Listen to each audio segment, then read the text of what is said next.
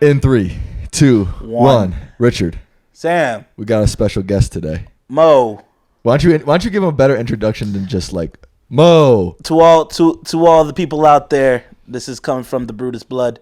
This is my older cousin, 45-year-old Mohammed Iglesias Valsi. 12 years old. Say what's up to people. I don't know.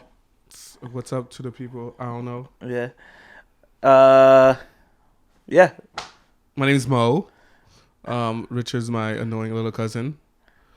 That dragged me here. I didn't even feel like being here tonight. And it's probably the last time I'll ever do anything. I don't know what this is, where we are, why we're here. Okay. Sam's was cool. He looks normal. I don't know why he's friends with Richard at all. Me neither. But I'm here. Yeah. On Sam and Richie's podcast. Yeah. And we're glad to have you, Mo. Let's talk about. We saw so many NPR videos. Of what? NPR Tiny Desk.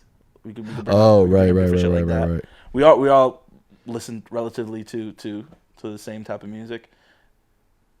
I feel like I feel like pretty close. I feel like you listen to more R&B than I do, and I probably listen to a little bit more indie rock than you do. But not necessarily. You listen to a lot of indie rock. Yeah, I was gonna say I listen to indie rock. What do you listen to? A lot. Different. Lot. So, again, me and Richard, we have similar taste in music, of course, and the merger between R&B and indie rock, and even lo-fi rap. Lo-fi, yeah. You know, but I do listen to, because I'm probably a whole decade older than you guys, so some older rap or earlier pop/rap. And I say pop/rap because in the 90s it was a lot more hardcore. So you can't compare, like, I don't know, DMX with Kanye. Oh, well, if we're talking about Kanye. But because at that point, DMX, when he came out, he was still commercial. Yeah. But he was still hardcore compared to Kanye. And Kanye, it was that generation's commercial. You know what I'm saying? So that's why I use the word pop not as pop music, but as the genre popular. Yeah. But there were definitely pop rappers when you were coming up, like say like a Nelly or like a Chingy or like something like that, right?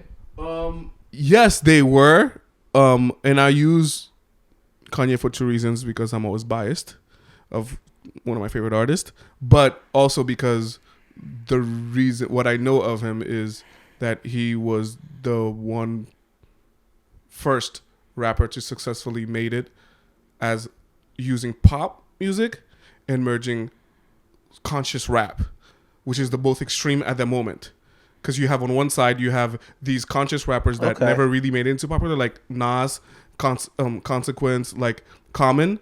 Those were like the roots of Kanye, where he came from, the style he does. But the rapper Kanye, as a musician that we know, he put a lot of pop into it. So it became mainstream. And he crossed over, hence, like, wearing polos as a rapper and, like, basically dressing preppy as a rapper was never seen before when he, like, as a mainstream, never seen before that. So he just crossed both of them, which is why I still would say pop. He's pop. Every generation has the definition, redefine the word pop, I believe. Yeah, because it's just popular music. Popular of the moment. It's popular so that's what I'm saying, like, not to mix with, like, what we call pop today, like Justin Timberlake or just like Britney Spears.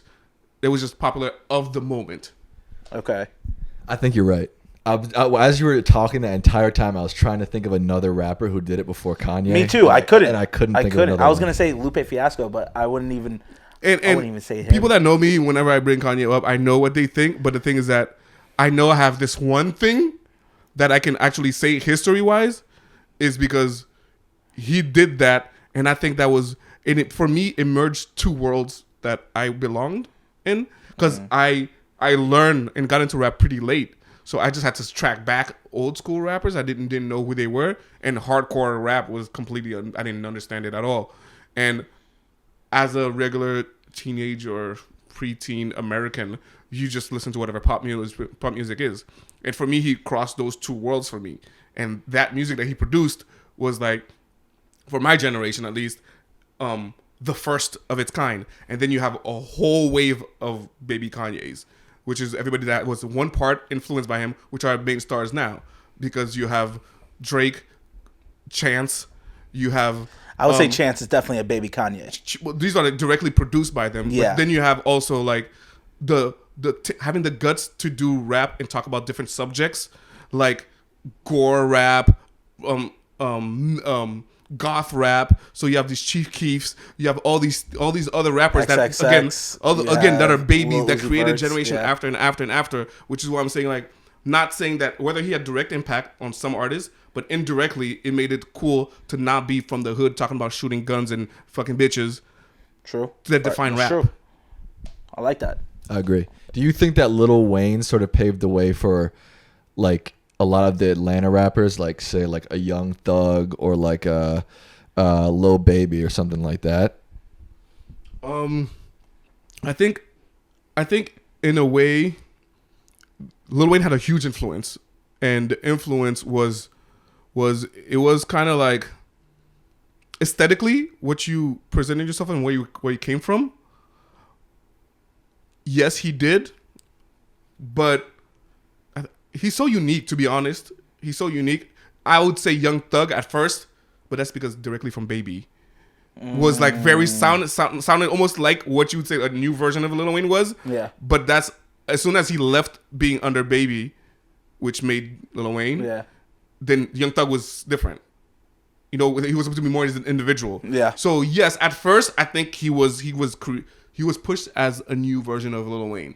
So that was a goal, and I saw it as that. But now, to be fair to him, I'm like, it kind of changed. I guess I don't know if it changed or it was meant to change, because Lil Wayne just stayed him, but Young Thug became whatever that we know now. Yeah, I feel that. Yeah, because I was thinking like, yeah, I do agree that Kanye influenced the Drakes, the Chances, but if you think about the other like more mainstream like hip hop branch right now, it's mostly like trap music, and I'm trying to think like, was Lil Wayne the precursor to not necessarily trap, because I guess trap did grow organically in places like Atlanta, but as you say, I agree. It's like it started with Young Thug, and he kind of used that as a stepping stone to then create his own sound. You know what I mean? I think with trap, again, it almost came out of left field. It was just like, oh, there's just other guys that do this kind of music that's popular, and then it just grew. Again, you have Atlanta, you have Louisiana, you have Chicago, you have basically all the non-hip hop original meccas that started music, doing their own version music. And to be honest, you cannot say trap without saying T.I. T.I. was originally if you were to define what trap music was, T.I. was trap, and then the generation that came after him, the generation that came after him modernized it and made it full bloom it was. But that's what I'm gonna say to you. Trap music now is totally different from what. No. T.I. Of course. Yeah. I'm just saying, like, what you're saying, like, where, like, he was trying to make the difference. Like, there's the Kanye and his influence, and then there's trap, which you're not gonna say Kanye made trap or anything like that. Yeah. Even though today, these artists today that do trap music, they might sound more Kanye descendants than the original trap artist, which was from the South that was really like I said, T.I. What's his name? Like David Banner. David Banners, yes.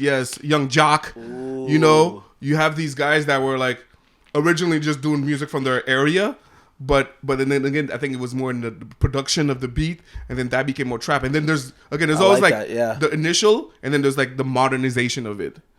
So now you have artists that can be like from where these guys are from the South and are trap music, but then again, all these guys are talking about depressing stuff and singing half of their verses. That's true. And which is like now getting from the Drake side of it. Like, you know, of course, Drake didn't invent it, but then again, to be a number one artist as a rapper, to be for how long? How long has it been? 10 years? Almost, to be honest. 10 years? And then to be singing most of your albums about feelings, That's not rap. That's Like, yeah. like That's not rap to a lot of you people. didn't. To me, it is. 15 years ago, you didn't think that was allowed.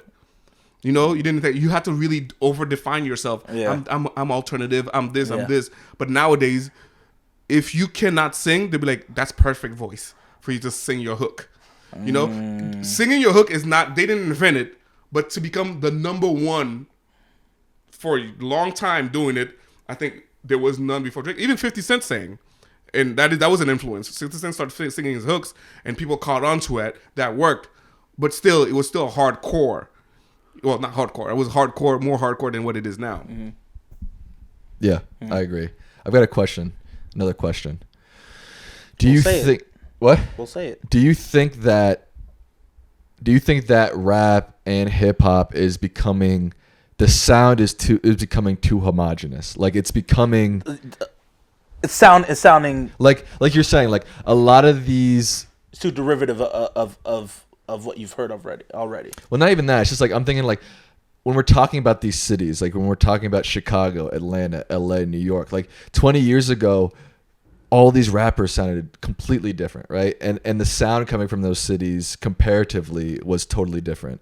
And now it seems like there is a certain sound, which is like you said, it's like sort of trap based. It's like sort of pop based. Like I'm thinking of like a Roddy Ricch or a Mo Bamba or like, you know, the stuff that's really becoming kind of like these big pop hits. Like, do you think that's gonna take over and really rap is gonna kind of that's what it's gonna sound like no matter where it's coming from? Let me answer this question before he does.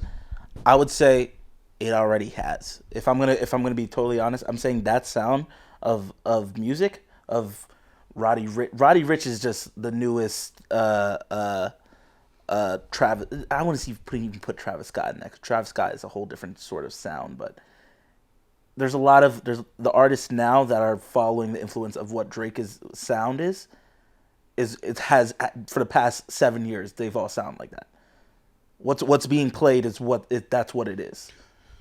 I think that you have to. You're right. You're right. You want to do that again? 5, 4, 3, 2. Never mind. You guys fail at life. I think that you're right. But to answer his question directly, I think that is, mind you, hip hop is pretty new. Hip hop is no more than 50 years old. And it's the youngest of the genres. And also within this time, it now has become the number one genre playing in the world, if not at least in the United States, if not the world. Yeah. So it's going through transformation it's never gone before, or it's never been seen before. But at the same time, it still follows regular music pattern, which is it goes in cycles. So you have waves of popularity of style and types, and then when it becomes homogenous, that creates now the alternative. So now you're gonna start. That's why they were able to have trap music, because that pop-ish, everybody was like 50 Cent at a certain point because he was number one at that point. And you had 50 Cent, Ja Rule, and all these people, and then everybody else was straight up pop. So you had to have people to break the mold, which is the only reason why Kanye was able to do that, because signing into Rockefeller with Jay-Z, not sounding like any of these other guys, made him different and made him who he is, what he is now, and without going too farther in his career, but like, at least at first it was different. But so it becoming the way that it is now, yes, you're right, it is this, but at the same time, I think, which is why, like we're talking about, which is why lo-fi hip hop artist that sings like with a voice like he's singing opera, that has these weird sounds. That's why now that person, we can like look online and be like, wow, this is the underground. This is what, it's going to create something else. Mm-hmm. Mm-hmm. Until in 20 years that becomes the norm. But I would say it's already the norm now. Which part? The lo-fi. Yeah, I mean it's of today, and I'm saying like, but it's a cycle. It's a cycle. Whatever everything is cyclical. Whatever is going to be different, everything has to become the same for something to sound different. There you go. All right, Sam. I agree with that. But for you, what do you think? Well, About the same question? Yeah, exactly. I think I didn't think about it like the cyclical nature of music, and I think that's a good point. Like everything has to homogenize for things to sound different. But I do still think, and mostly because of the internet, that there is maybe homogenization is not the right word, but there is sort of like, again, because of the internet, because we communicate differently than we even did, like you said, 20 years ago. 5 years ago. Where like, all right, you're a rapper and you're from LA, your whole world is the sound of LA and the producers in LA. And I'm thinking of like two bands particularly, Brockhampton. Do you know who Brockhampton is? And another band which is called Superorganism, which is more of like a indie rock pop band. But both of those, But mostly hipster. mostly hipster, whatever. Both of those bands formed through like online forums. You know what I mean? So it's not really like, I agree, there will be new sounds, but I don't know if there'll ever again be like region, city specific sounds because we're so connected and because everybody is kind of in one true. location, which is the internet. That's true. No, that makes I understand your point now, and it makes total sense because we also skipped about the generations changes that we spoke about. We also skipped what SoundCloud did. Exactly. SoundCloud was a platform that existed before, and it's become an outlet where,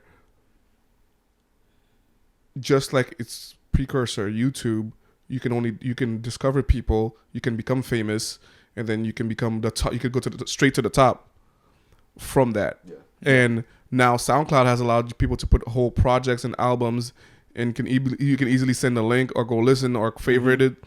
And even the term SoundCloud rapper, which at first is to make fun of somebody, but now you're like SoundCloud rapper. They're like, yeah, but how many views has he got? And is he getting shows? Is he making money? So true. And at that point, you could be a legit artist. Yeah. And you have Chief Keef, number one. I I found out about Chief Keef. You could only find him on SoundCloud at first.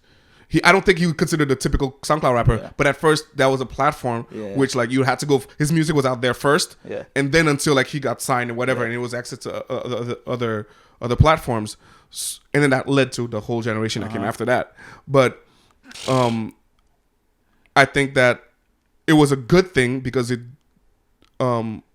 democratized the industry, meaning that you didn't have to go through the typical going to a label, getting signed, getting a whole marketing package campaign prepared, then being released, then signing bad contracts. Here you can go another route, which honestly gave you more creative control, and you weren't signed to these slavery contracts, and you could become popular.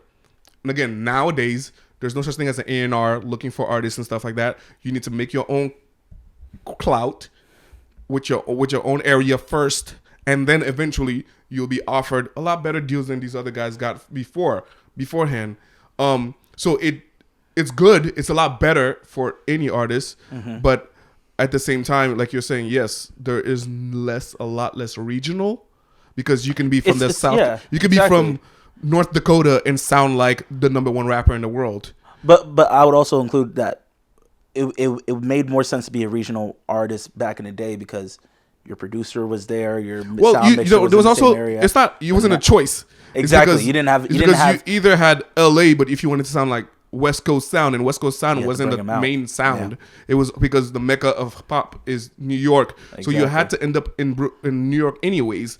There was, if you did, and there were some people that did it in the South and Atlanta, but you also, there was like, you would claim the South to be in Atlanta somehow, unless you were R&B singer and that's just where it happened to happen. But you had to move to these places. So a lot of people moved to New York, to J. Cole, Atlanta, and or Los Angeles to try to make it, because before there wasn't. The generation before, you could just be from Miami and be a Miami hip hop artist, because you're not gonna, New York's too far. That's true. So you're not gonna go live there. That doesn't mean anything to you. You have to create your label from there. Yeah. But now with the internet, I don't have to drive to give you my music. I could just send it.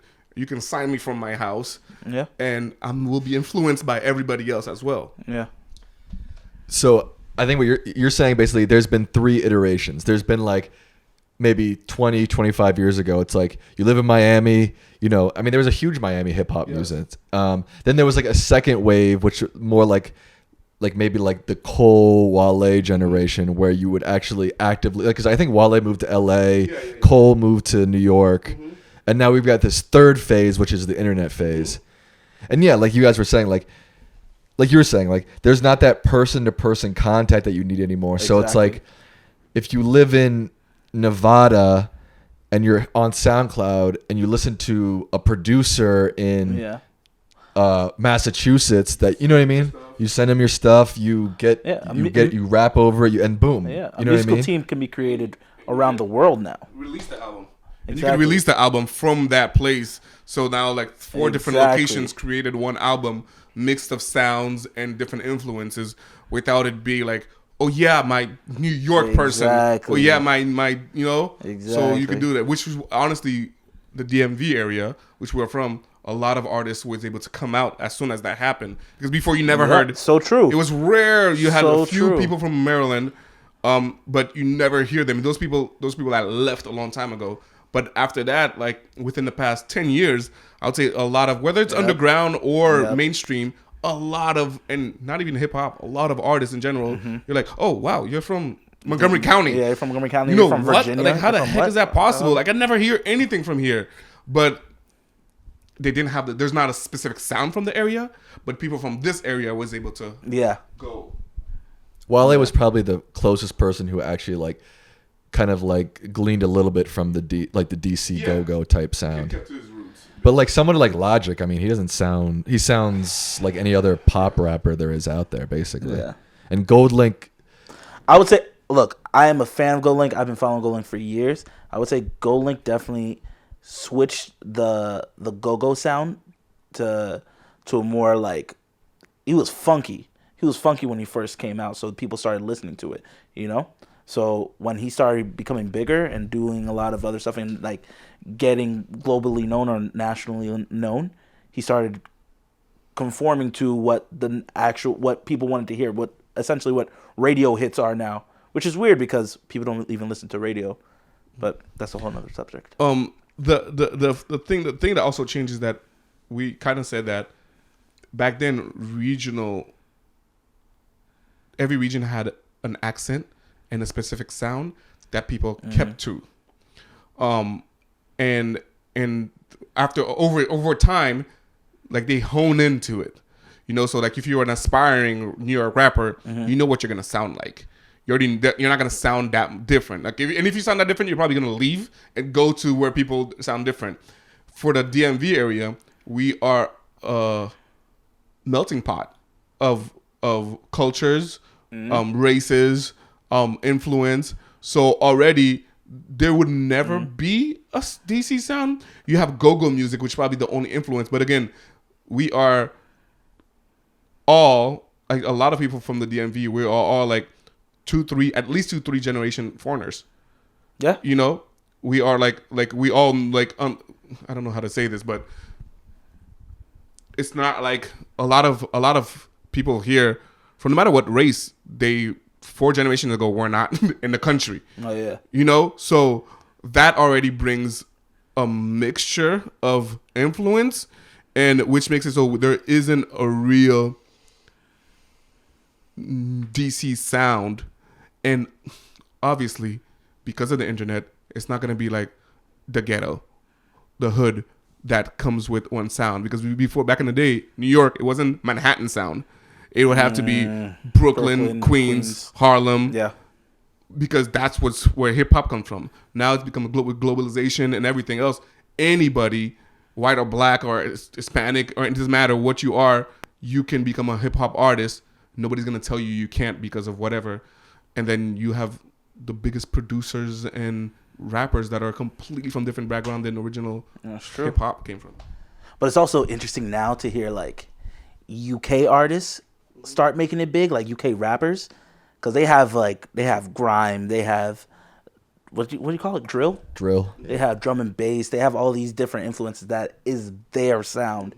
That's why I'm following more of that sound because it seems like they're coming with a little bit more, like it's rooted in something that's more recent. They're new. They're new. They're new, yeah, and Well, it's something also, I like. also a lot of the British artists really, really early on tried to sound like American hip hop, and it didn't sounded, work. Yeah, it just It didn't work. Just like if you were to take an American artist and put him on a grime song, it just wouldn't really work. Yeah. And like, Actually, the only artist that I could think that has done it successfully has been Drake. Is when he made the song with. That's true. I think Drake in and of himself. But he hasn't been so on, adaptive. Drake had to do it for hip hop. Drake. But Drake hasn't been on like a real grime song. He's kind of maybe been not on a like grime- that grime wouldn't- songs that yeah. are sort of tailored towards his sound. Well, Drake also has like 2 projects where it's directly influenced by grime on purpose. Of On course. purpose. So it was intentional for him to be Yeah. there. It's not like purpose, yeah. the popular grime artist was like Drake come feature, because that would be a hot mess. You know, if it was pure, pure grime, and then Drake would just be a feature on it. And I'm sure they probably exist, but it didn't make it. It didn't make them that good, popular. And I feel like a lot of the songs that Drake has pulled from the UK sound, he's also pulled from a lot of the sound of the Caribbean. It's like, and he does an incredible job there. He does an incredible job. I know Mo would have more information on that because that's where he lives, and that's something that he's connected to. Again, the hip hop in the UK is still in its early stages, or it is still raw, I guess. Not even early stage, but it's still raw, meaning that it does come from the hood, and it comes from those areas where the black culture in the United Kingdom is African, Jamaican, mainly those two places, and other islands, which is why those Drake projects sounded reggae. Yeah. It sounded reggae by way of the UK. It wasn't by way directly with Jamaica. It was by way of the UK, which he was able to tap into. And then he reached out to Jamaica because it was just the father of a lot of those beats and sounds. So you're right. But what sound was the UK making before then? I'm asking you, Sam. What Before- sound like before what it is now, grime drill, all this stuff. UK was exporting what sort of sound? I'm assuming rock. hip hop. You're saying in terms of no, Other than hip hop, I'm saying other than hip hop or rap. I Like, mean- was it just the Beatles and rock? Like I don't. No, know there was a UK stuff. huge electronic music boom in the UK, like garage, house, deep house. Grime is sort of like an That's off. from the. Okay. Well, I mean, They were big into that. yeah, honestly, Yeah. house was actually invented in the U.S. Detroit, Chicago, like Midwest By a towns black guy. by black Really? artists. Honestly, yeah, but it never really like caught on in the But it was U.S. so underground, Right. which then by it being so underground, Yeah. like we said earlier, when you're not part of popular music, you reach out to wherever people that like your music and sound like music. So that transferred quickly to European countries. Because first of all, European countries, anything that sounds American or is American, they just fascinate over. They gobble So that shit it's up. like just like house was able to find a house in Europe. Early pop bands like Backstreet Boys or like NSYNC, their first tour was in Europe because Europe adopts anything American first, and then they become popular there, and then they get experience, and then it comes back here. Yeah. Yeah, so there was exactly. So there was a huge electronic music boom in the UK, but a lot of it, like Mo said, like it was adopted from American artists and black artists. And it's weird because when you think about house, you don't really think about like you think it's Definitely like, don't. No. Yeah, but in reality, but if you actually think deeply about house, it samples a lot of soul Yeah, music. it makes sense when you think. Right, it makes think about sense. how you build it. Right. But what made it popular? You can hear it. What made it popular is just Europe. 100% Europe. Yeah. That'll forever. If it wasn't for Europe, because Americans didn't pick up a house like that at all. Yeah. Still haven't actually, to be honest. But there was a peak. It's peaked like 10 years ago. 5 years ago. What was it called? Tiesto peaked. Yeah. Well, Tiesto was number one for so long. So Tiesto, that was the peak of it. And then I guess I don't know. I think hip hop slowly grinded to take its place as number one because the number one DJs were house DJs in the world, getting paid millions and millions. They're still the top DJs, but and in the UK, hip hop has taken a lot of that like fire. I don't know about Europe in general. I know France. There's a lot of hip hop in France. Even Italy, I've heard. We're talking about Colors. Do you watch Colors? The Colors of the YouTube channel. So it's essentially like NPR, but they. Yeah, okay, yeah. I've noticed that they've had a lot of Italian rappers on there. So they like to feature a lot of international artists that have different sounds, which I really enjoy. But they do have a lot of Italian and Swedish and Belgian. Any different country, but still, I mean, in Europe, I still think it's still electronic music rules, and like, but and even in America, there are some good there are some good DJs. Like, have you ever heard of MK before? MK is a good house DJ. Carl Cox is from the UK, but he's another really good house DJ. Things. He's more tech house, and this kind of shit. I mean, it's like very subtle differences, but genres as well. But I think again because for the same reason that house music was able to grow and expand in Europe, which is probably why it still lasts over there because there's a whole industry that was built around it to not only market it but to make it thrive and survive. So you still have Ibiza is done without house music. If your music that Ibiza is a whole island made for parties yearly for house music, and without it wouldn't exist. So I think like again they're regional. They've owned it at this point, and they'll own it and always keep it. It's like hip hop can no longer be the most popular music genres in the world, but the United States will still have hip hop. And then again, just like all the other genre, I can't say that word. Genres. It's a French word, so I can't say those words in English. So it's like I have to force myself to say the word bad. It's genre, and I have to say genre. It's like I don't know how to speak normal. It's horrible. It's horrible. Hors d'oeuvres. I hate these words. Hors d'oeuvres. This is just a straight French word. You just change it and you butcher it, and that's how you say it. Anyways, tangent. So you have that's a whole tangent. We can get lost in that. What I do want to tell was I definitely messed up a movie title in front of Sam and another friend of ours, Johnny's, one time, and Johnny one time, and they caught me, and I was just like, yeah, it's a French word. Lies. The Revenant? And I remember they're like, isn't it? I was like, The Revenant. And they're like, what? And then I was like, it's French. And they're like, what? And I was like, yeah. And I remember like walking around a corner being like, I will not talk about that again. And they were like, hey, stupid. Come back here. No, that's also an English word. And I don't think they meant it in French way from being about a bear in a forest. God damn. It wasn't a French story. What was I saying? So I think I was just comparing like how whatever is the number one type of music will always create hubs around the world that will also make it into their own. So like hip hop was big here. It is big here, and it created and pushed more hip hop in the UK, which also created hip hop in France and Japan and India and Haiti, where even though it used to be a subculture, but now it's the main culture. And basically, it's like to make it, you have to do hip hop, no matter or hip hop influence anything. Yeah. I agree with that. Yeah. I got a question. I was thinking about this actually today, and I forgot I was thinking about this. Sometimes I find when I'm listening to music, especially specific genres, like more subgenres, I'll really like a certain artist in that genre, but really dislike another artist in that genre. Yeah. Do you feel that sometimes? Yeah. Like, I know you're gonna make fun of me for this. But like folk, for example, I like folk.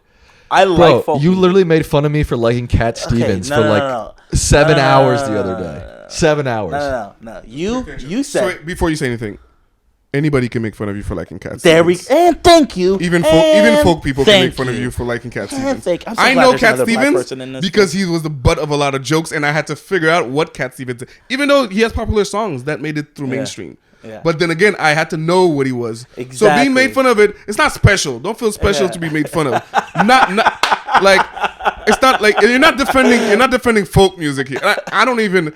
I would probably like some folk music. Yeah. But Cat Stevens is funny looking, so that just helps with it. And thank you. But also, he's also made good, really popular songs that made it through. But it's Cat Stevens. It's like saying, I don't know, like. That's like it's like saying Flavor Flav. Yeah, that's like someone. Yeah, that's like someone be like, yo, man. You make fun of me because I like hip hop because my favorite artist is Flavor Flav. It's Flavor Flav. And plus, I made fun of him not because of even what the music sounded like. It was because we were watching Tiny Desk, and before anything started, an old white person was like, "Well, back in my camping days, and then back in the '70s, I one of my favorite songs is Cat Stevens' song. I can't remember what it is right now. Look. Like back in the day when he made it that one good song though. Exactly. Fuck Cat Stevens. To defend Cat Defend your Stevens, guy, please. I'll say a couple things. One, I agree. What? Some of his You haven't songs said are one. like they become the cliche of what folk music is, right? So what's his biggest song? His biggest song is It was gonna continue to chill. Yeah, is it No, Cotton Eye Joe? No, it's not. no. Oh man, I'm like, And he does do like a lot of like he released like a kids album like a couple years ago. So I understand he's got this like aura around him where he's like the cliche of the genre itself. And I gotta look it up. But- What's catchy? And some of his songs are fucking beautiful. Some of his songs are really beautiful. My favorite song of his, which is probably his biggest song, is about God. Now I can't even remember the melody. It's about Wild World. Did he change his Oh, very young. yeah. He changed his name to Yusuf because What? he's Remember he changed his name. he's British, but I think he has Turkish heritage. Oh, you And fucking he became lost me. no with this, Muslim. bro. Muslim, right? Muslim, yeah. You lost me. I do remember that. You lost me. I don't know if I saw a documentary about him. Yeah. But I know more than I'm supposed to So know these, about him. so these are his top songs that he's created. Wait, so he went from Father and Muhammad son. to Yusuf? What? No, What's he's a British dude. He grew up in England, but like I said, I think his mom or his dad was Turkish, and like halfway he like came out as Cat Stevens because he was kind of like conforming to the British culture, and then I think like halfway through his career he had like a Muhammad Ali moment. Like, I'm not Cassius Clay, I'm Muhammad Ali. He's like, I'm not Cat Stevens, I'm Yusuf now. And then what happened? And now he's Yusuf. Well, now he's Cat Stevens / Yusuf because he built such a big career around Cat Stevens that now he like. Cat Stevens is not even a real name. What's His real name is. Is it not Yusuf? I mean, angry if it's not even Yusuf. Is it not Yusuf? Read this out loud. So he said his name's not even really Cat or Yusuf. So, Yusuf Islam, commonly known by his stage name Cat Steven, and later Yusuf. He's a British singer-songwriter. And then it goes down to at the bottom, it says full name, Stephen Dimitri Gorgios. Gorgio. Wait, so he's Greek. He is... might be Greek. He might be Greek. I said Turkish, but he might be Greek. Stephen Demetrius. He looks like Georges? all kinds of races, honestly. But I'm only saying that because he is, I mean, born in London. But actually, yeah, Greek father and Swedish mother. Yeah, that sounds like it's a super Greek name. So it's Greek. Yeah. all right, but play me a Cat Stevens songs that bangs right now, like a hitter. It's almost like defend Cat Stevens to be My favorite song of his is Father and Son, just All right. because it's like such a well written song, and it's Play it. like, well, we can't play it into the mic. Well, I just want to hear it. Look, I can understand why people hate. That's Rich's phone. Yeah. I can understand why people hate on Cat Stevens. That song in particular, like if you listen to the lyrics and listen to it, it's a really powerful song. Plus, we went from Tyler the Creator to Cat Stevens. When we were watching Tiny Desk, you're saying. and I said, "There's no fucking way." All right, back to my original point, Which was what? which was that a lot of the times, Oh, artists that you like in a particular genre a lot other artists who sound Yeah. similarly, Yeah. you really don't like. And I'm thinking about folk because I've got this band that I love. That's Who are called they? Mandolin Orange. They're like a Have I folk heard them? duo. I played you them before. And Yeah. Okay. yeah. And like always, especially with Spotify and their algorithms, like they'll always, because I listen to a lot of Mandolin Orange, they'll always suggest me similar artists, and I'll listen to the artists, and yeah, they do sound similar. Like their algorithm works, but for whatever reason, I just was like, I don't like this. But like I love Mandolin Orange. This band sounds I get it. very similar, Yeah. but I don't like it. I'm gonna say for me, when I listen to an artist that I will say like folk or lo-fi or something like that, and I really like them, and then I'll try to listen to a similar artist and an artist recommendation. I don't seem to like the next artist because I've gotten my fill emotionally or from that feeling from that first artist. So when I go to a next artist, it's not exactly what I was. I'm not searching for anything more. You know, I've already gotten my fill, and if I would have to get into that mood that initially made me want to listen to that sort of music, and then listen to that artist for me to get into. I think that's a great point. Yeah, you do get this sort of fill. And yeah. when you move to, maybe it is like the sort of like the problem with the Spotify algorithm. It's like too good. You know what I mean? Okay, that's what I was wondering because I heard that they do a very, very good job. I don't like Apple Music because of that, because Apple Music just gives you the top names who they've worked with, and I'm like, I don't want to hear I don't want to hear guys that I've already heard. I want to hear something new if I'm in that mood. But I'm wondering how Spotify works. No, Spotify has pretty good like related artist categories. Yeah. Like it's pretty damn good, and it's not just like who's the top name in this genre. It's like it's really similar, and maybe that's like I said, maybe that's the reason why there's this disconnect when you listen to similar artists, because especially on Spotify, because like you said, you've already got that emotional fill. They're so good at finding similar artists that when you do listen to the artist they're suggesting, you're just like, I've already got this. I've got this. You're right. Yeah. All right. What do you think? I think that especially music platforms. Okay, you have to understand what the audience is. The mass. Like, we are not the mass. We seek for underground and different kind of artists. That's just what gets you going, you know. But the mass is top 40, and the mass needs to listen to things that are similar, and they'll just dance to it or bop to it or buy it. And the older version of selling and spreading music is by direct categories. Nowadays, because of our age and our generation, we want a variety. We almost are okay with having one or two artists in hip hop, and then one or two artists in folk, and then one or two artists in every genre. Like, you want to have your favorites, and then you keep them, and then you make a mix. Honestly, what's done that too is iPods, having your music on here, where we shuffle and listen to everything, all kinds of music. Yeah.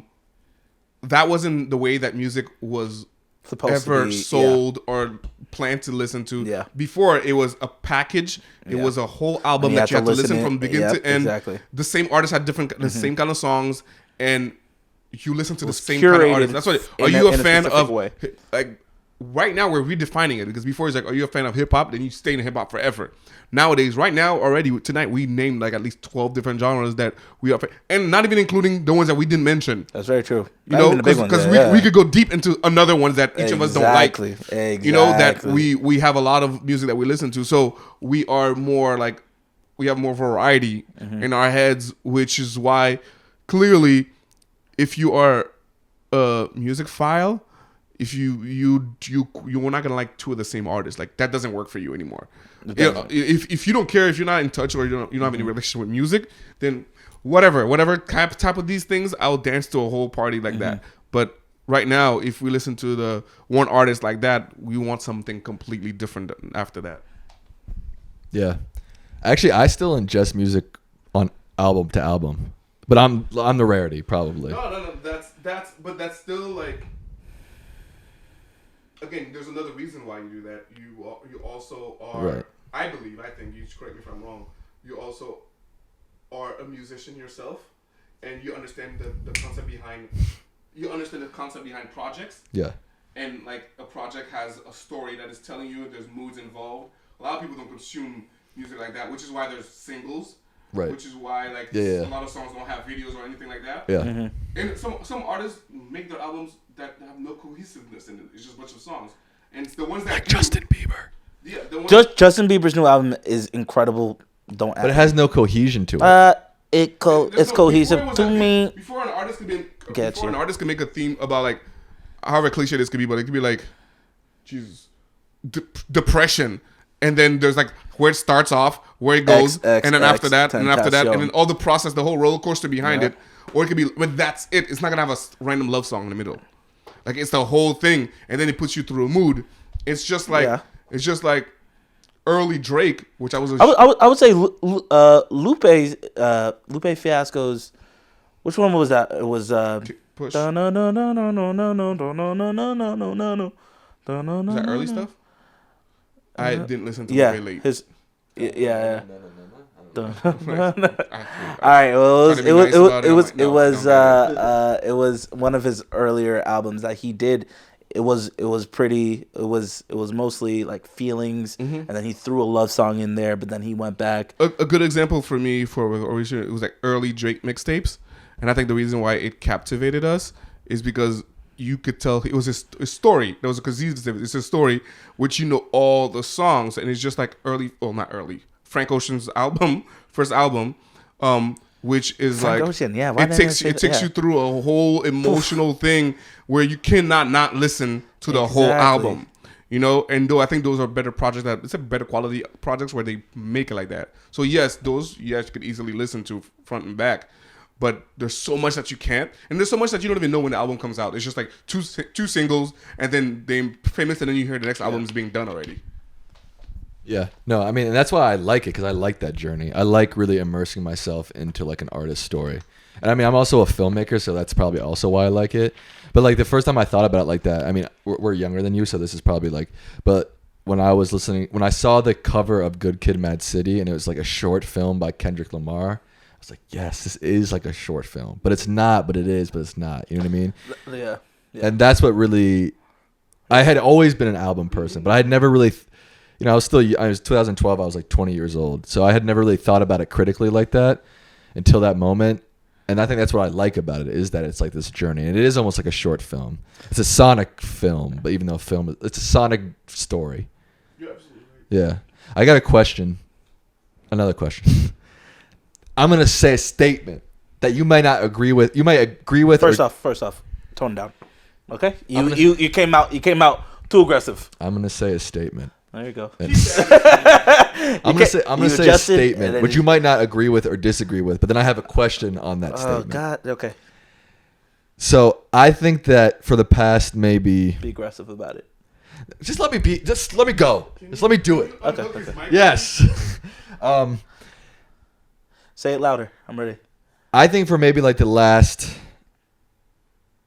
10 years, maybe 12, 13, 15-ish years, I think we've actually been in a golden age of music because of a lot of the things we've talked about, but also because, but I also think that we are on the last days of the golden age because the industry because look, when streaming first came out, a lot of the indie bands I listened to, right, like they wouldn't have survived 20 years ago.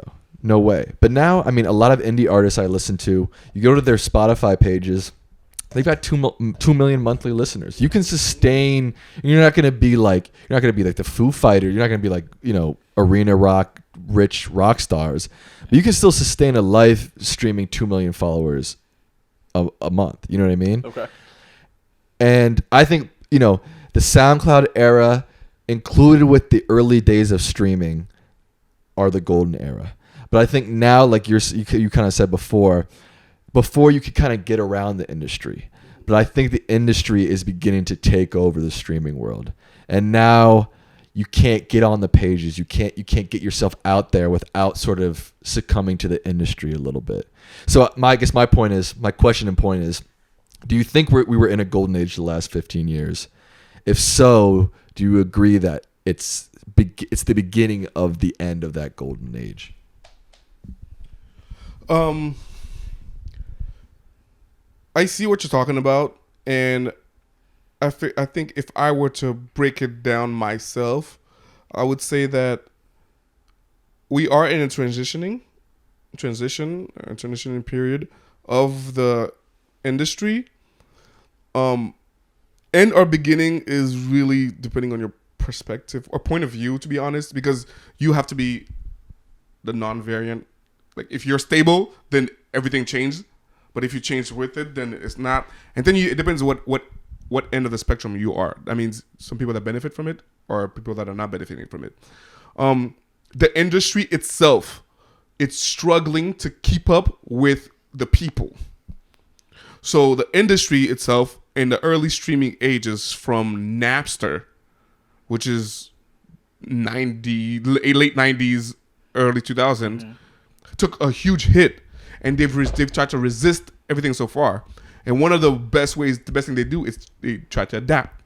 By adapting is definitely organizing the streaming and creating new streaming platform, like every app, everything that we spoke about, like YouTube, SoundCloud. That's industry pushing for, and the way I'm saying industry, it's made individually, independently, and then the industry buys those companies, because they're struggling to survive. So yes, as an artist, when these platforms were just made available, a lot of people struggle too. That's not part of the story. A lot of people struggle that never went anywhere. And then until people start paying attention, that's when it translated into you get money from it.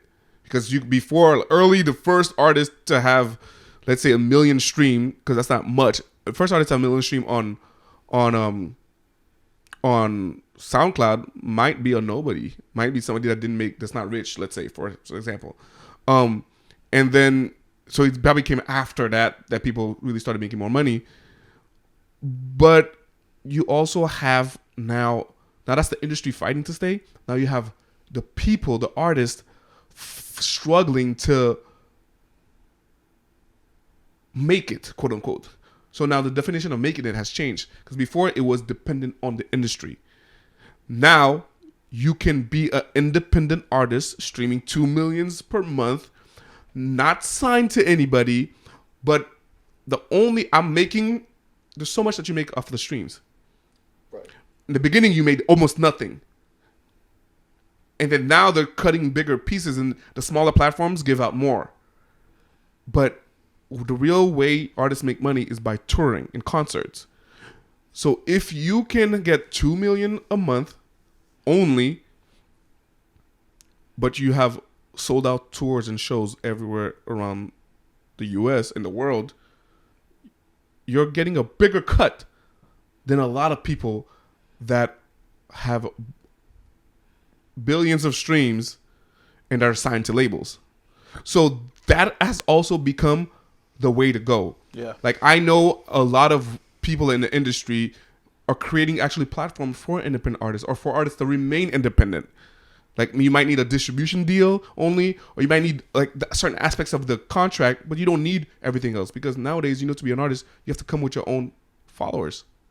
If you don't create your own followers first, and if you don't have at least like 50K people liking your music, you're not gonna go anywhere. And that has to be independent, because I get you, and then I give you whatever package contract that I can.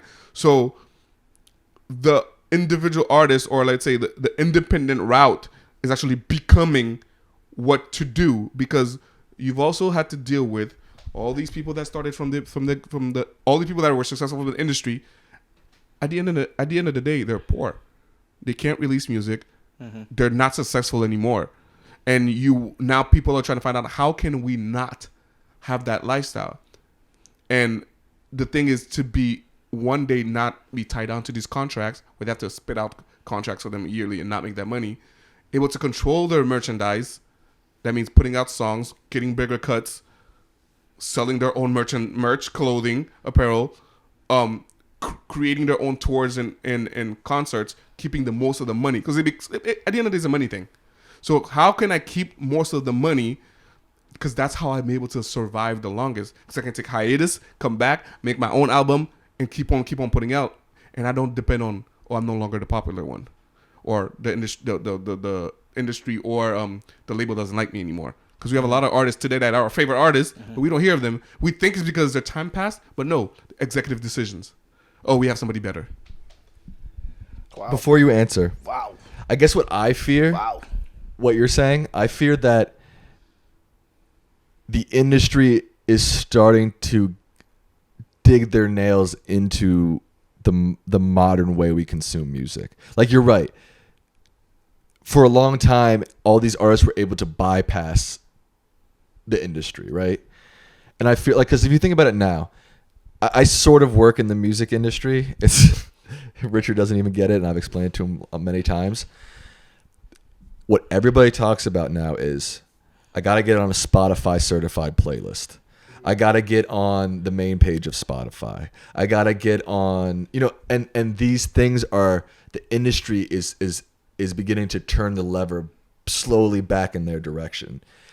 In the idea that they control who gets onto these Spotify certified playlists. They control who's the artist of the week on iTunes, And that's what I'm sort of saying is like, I feel like the end is near because of that. The end of what? The end of this golden era where people were, and I hear what you're saying. The golden era, it's all about perspective, and it is all about like my own perspective, and obviously I'm not thinking about all the people, like you said, in the early, and who were getting streams on Napster, who were, like you said, there were a while on SoundCloud there was no monetization at all. Yeah. So you're right. I mean, there were probably artists on there who got millions and millions of streams that didn't make. They're cool. We might know the underground, but right. So I am sort of ignoring a lot of that stuff when I'm talking about this, but I do sort of feel like at my core there was something special going on in like the last 10 to 15 years. Yeah. And sorry, Richard, and I think this is why I said in the beginning that it was a transition piece, because what you're actually talking about is not the end of a golden era. It's actually the trend. It's actually you're highlighting the issues of what came after the golden era. What came after the golden era was independence and new platforms like SoundCloud. Now, the goal of SoundCloud, or the goal of the industry, is to be able to control everything, right? So they're gonna, that's what you guys like? We're gonna come here. What you need to understand is the reason why there's money at the end of SoundCloud is only because the industry came into it. So without that, it would still be like, yeah, we have 1 million on SoundCloud, but how much do you have on iTunes? That's how it was in the beginning. But now it's like, you can not have 0 on iTunes and you probably still are perfectly fine. So just to use a good example for you, in Haiti, where I'm from, there is no industry. Which, for a lot of artists, we have a crazy amount of artists. But everybody complains that there's no money in this industry. You have to cross over. There's no money. Everybody's independent. There is not even one. If there's a label, every label has one artist. So the label is created for their artist. And it's half-assed anyways, most of them.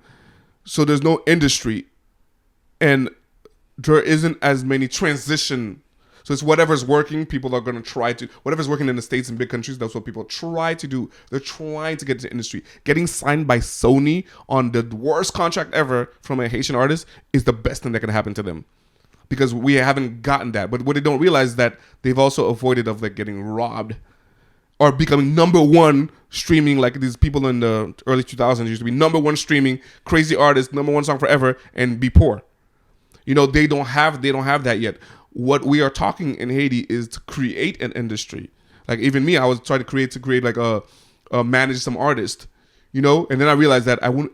As soon as I start managing artists, I have to create a label because there's no label to receive my artist. So I have to create all the chains there, which is going to bring a lot of people to me. Then I have to manage back. But the thing's like I'm buying and selling at the same time, and I realized that I wish it existed. I wish it was an industry where I can do what I want with some artist.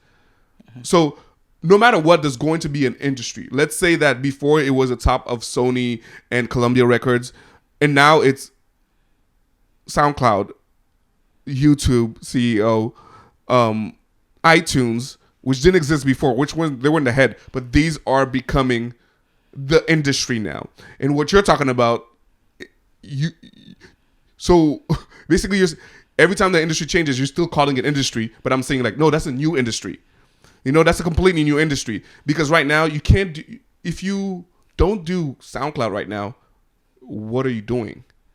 Like, where are you? If you're, because that new thing doesn't exist yet, and it's going to, but that new thing doesn't exist yet because there's so much money still being made SoundCloud. Yes. If you're talking about an artist right now, don't release anything until you get signed by a label. Nobody does that anymore.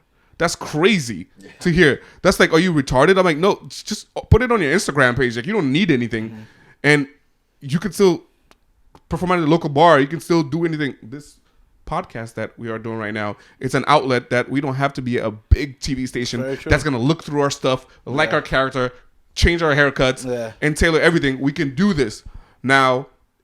It all changes once this becomes popular, and then they're like, yeah, we'll give you $1 million each, but you're wearing a red polo shirt every time.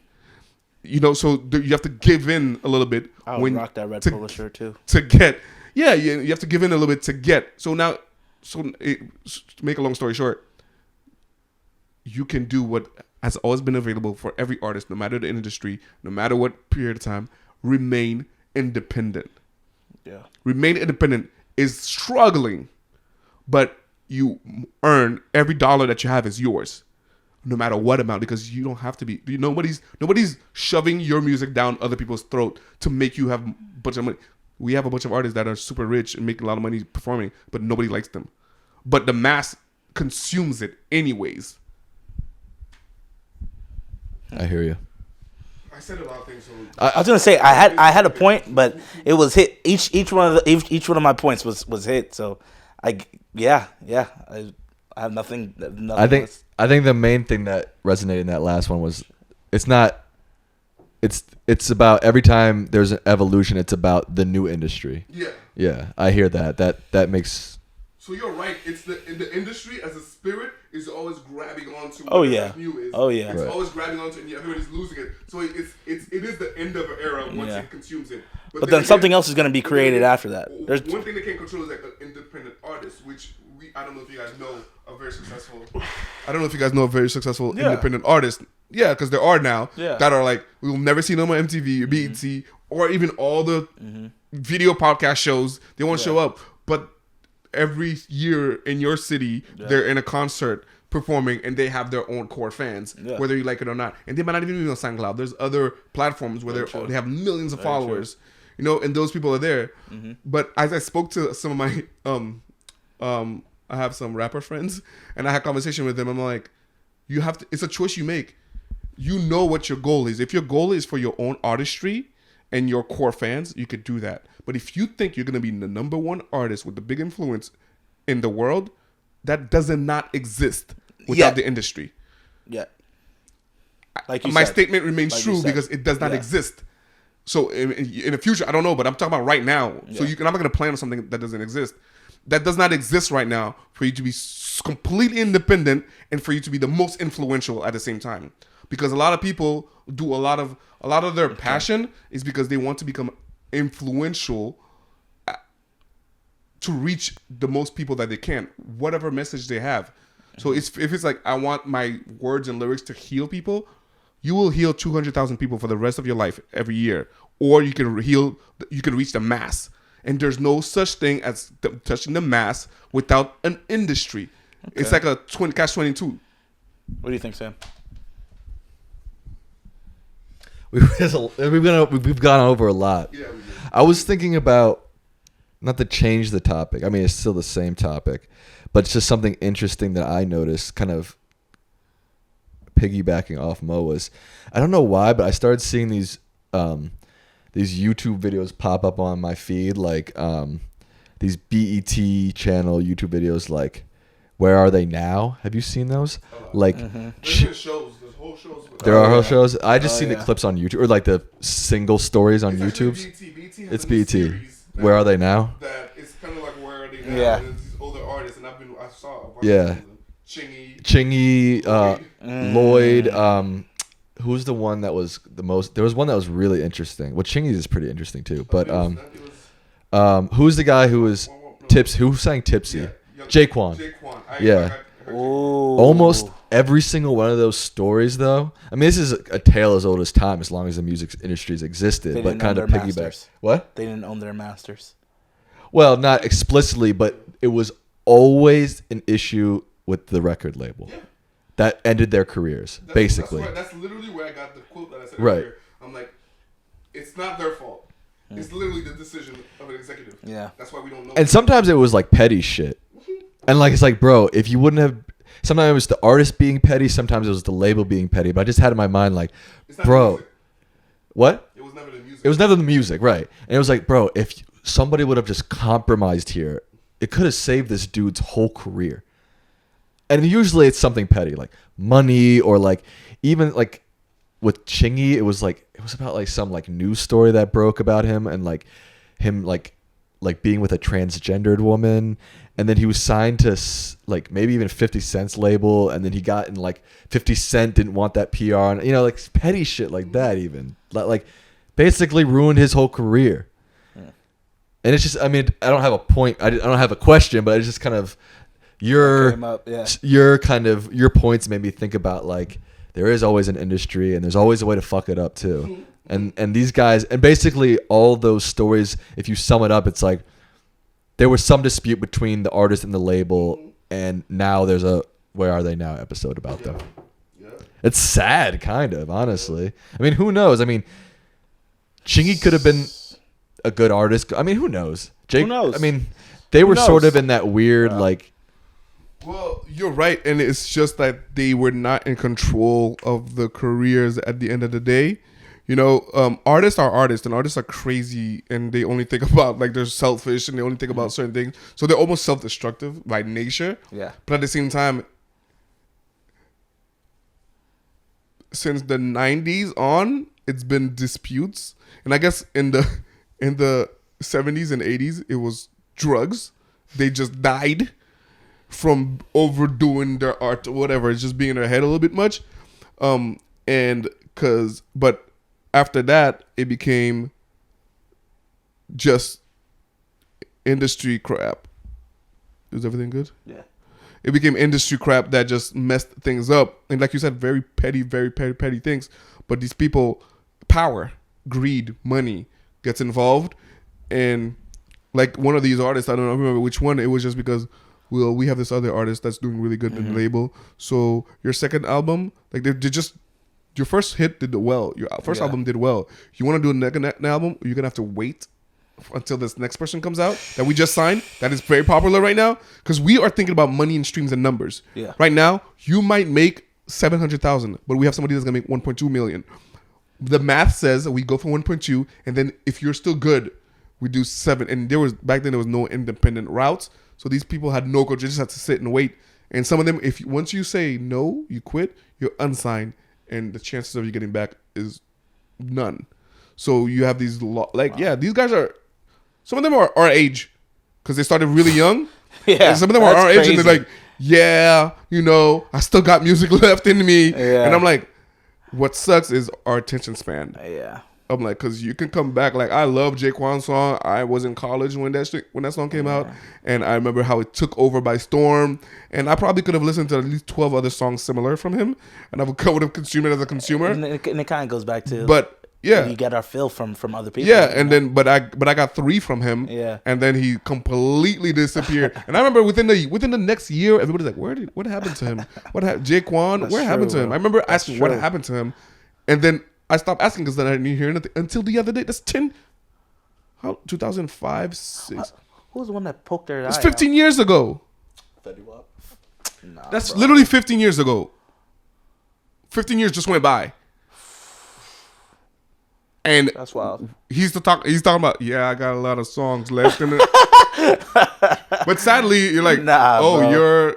We're good. And you're turning 30 or you're in your 30s. I'm like, technically, you're still young because you have other artists that are 65. Mm-hmm. How old is Cat Stevens?